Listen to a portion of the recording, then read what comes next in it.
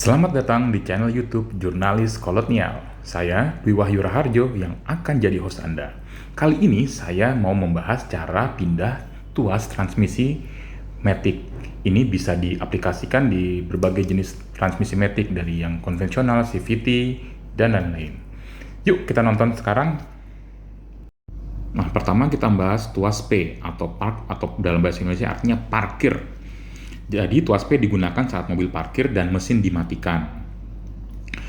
Dalam posisi ini, transmisi dikunci sehingga mobil tidak bisa bergerak atau didorong. Tuas harus di posisi P saat Anda menyalakan atau mematikan mesin. Untuk menggesernya ke posisi manapun, Anda harus menginjak pedal rem dahulu. Tujuannya ini untuk keselamatan pengemudi dan mobil.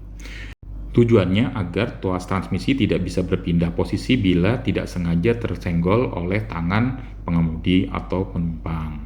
Dan ketika tidak diinjak, Anda ketika menyalakan mesin itu akan hanya mode ACC.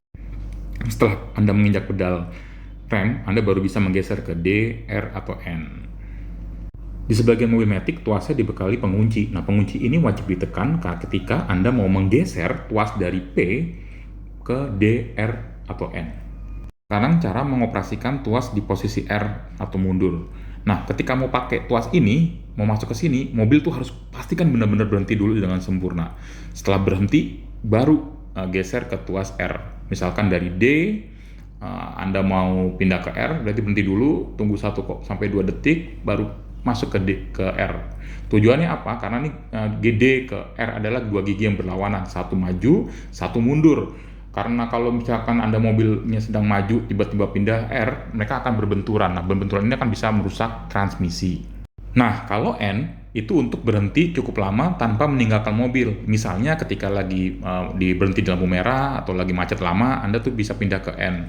Dan ketika di N, pastikan tarik rem parkir. Tujuannya adalah mencegah mobil bergerak akibat permukaan jalan yang miring. Sama dengan gigi yang lain, ketika mau pindah ke N, pastikan juga mobil dalam keadaan berhenti sempurna. Dan kalau mau jalan lagi, kembali injak pedal rem, baru Anda geser ke D atau R.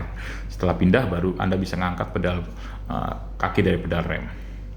Nah, ini sekarang tuas yang D nih. Ini tuas yang paling banyak sering dipakai nih. Ketika di D, itu adalah Anda bisa jalan maju itu. Dan di sini ketika di D, ini adalah semua perbandingan gigi itu dipakai. Kalau 4 speed ya berarti dari 1 sampai 4, 5 speed dari 1 sampai 5. Namun, ada beberapa kondisi yang membuat Anda mesti menggeser tuas dari D ke gigi maju yang lain, seperti 3, 2, atau L.